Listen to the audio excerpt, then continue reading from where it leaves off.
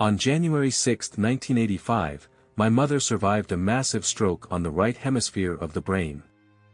The stroke left her with use of the right side of the body, but limited use of her left. I was 16 years old at the time. My parents were still married, however the stroke was too much for him and he left home within the next 2 years. Because of Mom's sudden disability, my maternal grandmother extended her stay indefinitely as she became my mother's caregiver. Throughout the years, we maintained a relationship as any mother/daughter would, and life continued. For the next many years, my mother lived independently and in a wheelchair. She had a host of friends and caregivers who would assist her. Her physical health continued to decline. In 2007, after a series of debilitating pneumonia and COPD-related issues, it was time for us to call hospice. Because I was an only child, there was no familial assistance, and it is in these times that people's good intentions are put to the test. Mom was admitted into hospice from the hospital, but hospice sent her home after a few days with nursing and medication support for her at home. I spent almost all my time at her house. She went through many of the stages for preparation of dying that hospice described in their butterfly book. Within a few weeks, she suffered additional strokes and we returned to hospice. I found it interesting that the hospice room she had both times was the same room that her mother had passed away in several years prior. When she was admitted back into hospice, she could still answer questions and communicate her needs.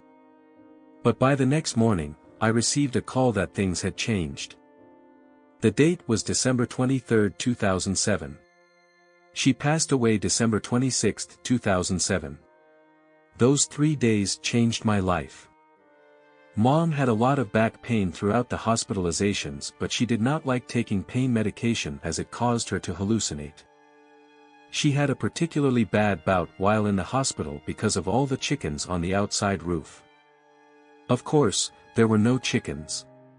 We laughed and laughed. Anyway, Mom was in a catatonic state at this point. She was moaning and I could tell that her back was hurting her.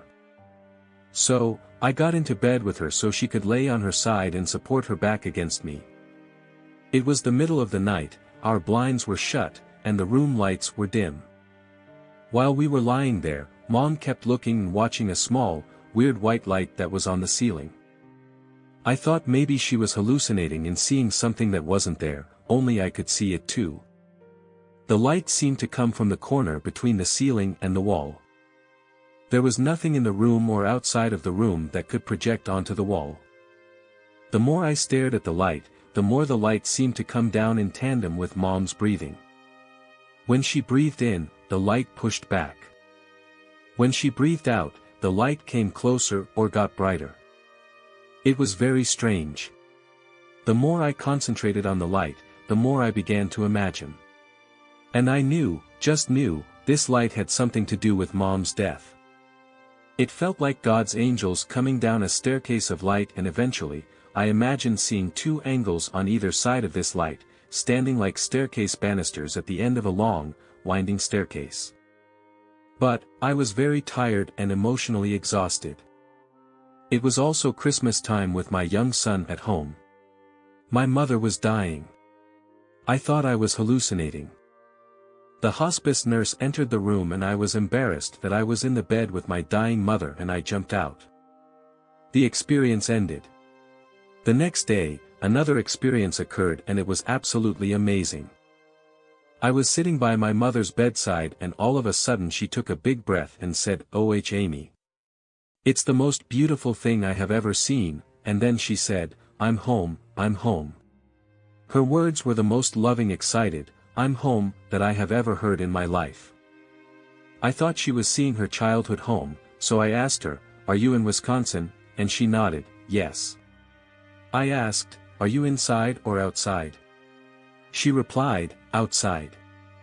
I said, "Well, what are you waiting for? There are people waiting for you." In the next instant, she was saying, "Mother, Daddy," and then named some additional relatives. She told me that they were all eating pie, named the pies they were eating, told me there was cheddar cheese on the apple pies, a Wisconsin tradition, and then recited a poem about cheese on pie. I have to back up this story to explain the next part. In hindsight, I have had experiences in my childhood that were also unexplainable. Both occurred at my grandparents' home in Wisconsin. The first was when I was around 4 and 5 years old. I was in the backyard and I saw a Native American hunter, dressed in buckskin hunting clothes and carrying a bow and arrow. I thought he was real and that he would shoot my puppy if he saw us. So, I grabbed my puppy and we hid behind the burn barrel until he left. Grandma thought I had an imagination and that was the end of the conversation. I never forgot seeing him and always felt as though I might be seeing something that had happened previously. The hunter I saw was not wearing modern clothing. I never mentioned this to my mother. The second event happened the day my grandfather passed away. My mother loved her father dearly and she was also an only child. The sudden passing of her father was devastating to her, as expected. I was 9 years old at the time. We drove to Wisconsin immediately. That night, I was put to bed in my grandparents' room and on my grandfather's side of the bed. I do not know if I was awake or asleep. But Grandpa was in the doorway with a bright light behind him. He asked me to take care of my mother and grandmother. I told him that I would and he was gone. I never told my mother because she was so distraught. Returning to 2007, Mom was in a state of reunion of those who love her while also communicating with me. I knew that if I knew for sure she was with her family, then she was really with who she was experiencing and she will be returned to a fully restored body. So, I asked her. Mom, when I was little I saw an Indian walking through the woods almost instantly. She said, yes, one that walks between the worlds. I was so shocked to receive any sort of answer. I asked the next question, Mom, would you please ask Grandpa if I... And before I could finish asking the question, she said, yes, thank you. I was floored, shocked, validated, shocked some more. But I knew then and there that she was really for real with her family in heaven and that heaven is real. And that was the last she spoke. The final day was probably the most life-changing day. It was the day after Christmas and I don't know what time I got to hospice or how long I was there in the room during the day. I didn't want to leave, because Mom's physical body was close to expiring, but there were errands that needed to happen.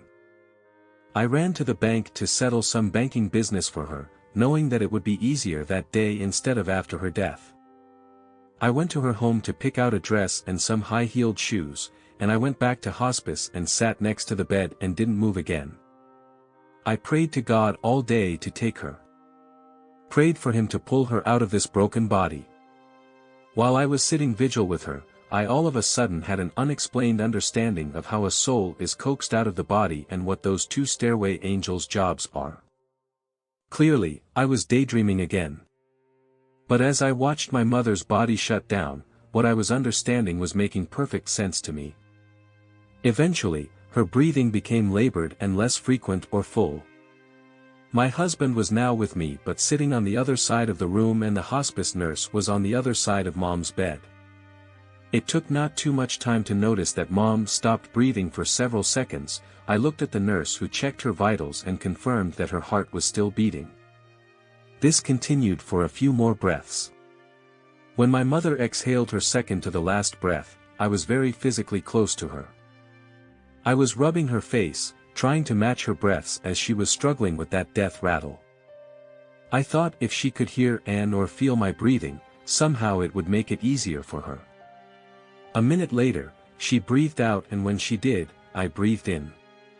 Immediately, it felt like my insides were filled with dry ice. It was a significant, physical, and breathtaking event where time stopped. Everything stopped. I don't know how long it stopped for, but it was a significant enough amount of time to have both the nurse and my husband reach me and both were standing next to me when I was able to exhale the breath. That was not a breath or anything else I could understand. Finally, I exhaled and Mom took one more body breath.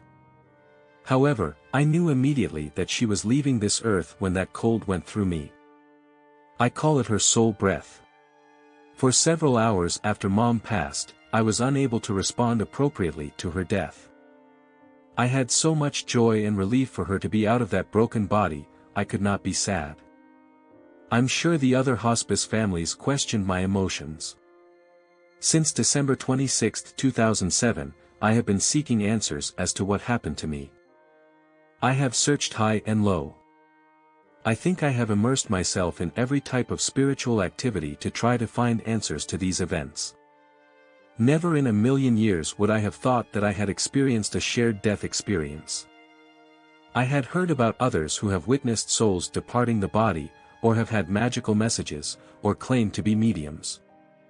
But none of those groups, ideologies, theories, practices, intents or spiritual practices felt like or could answer what I experienced that day. No one, not one ever could identify any reason, except for my friends who reminded me that God had delivered a blessing. It was a gift.